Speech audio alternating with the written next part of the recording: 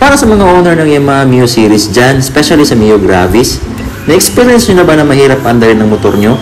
Kailangan nyo pang ili ng starter switch para lang umandar. Or worst case, ayaw talagang umandar.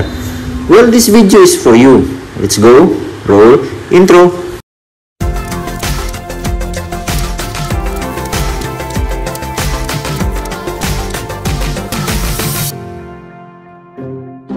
Subukan nating paandaran ng scooter.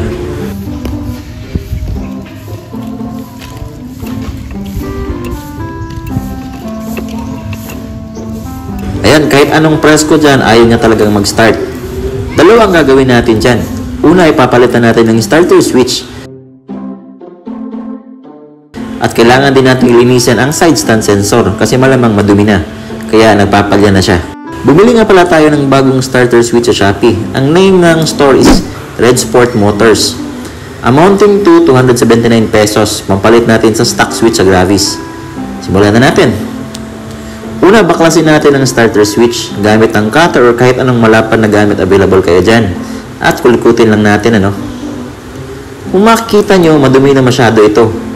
Hugutin nyo lang ang starter switch tapos ipalit natin ang bagong switch. Para hindi kayo malito sa pagpalit, dapat yung sign na parang kalmot ng pusa ay nasa ibabaw. Tapos salpak na natin.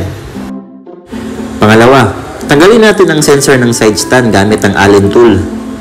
Para malinisan ang housing, gamit natin ang WD-40. Sa case ko, nilinisan ko na kasi ito, no? Kaya malinis na siya. Pagkatapos nyo nang ma-sprayhan ng WD-40 ay punasan nyo. Make sure na walang moist na naiwan, ha? Pagkatapos, ibalik na natin. So, napalitan na natin ang bagong starter switch.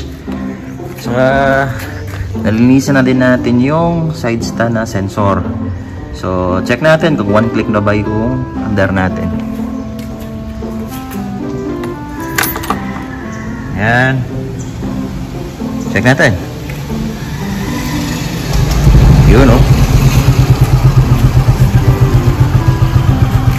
So, one click na lang yung starter natin, ano. Hindi na tayo ma-hassle.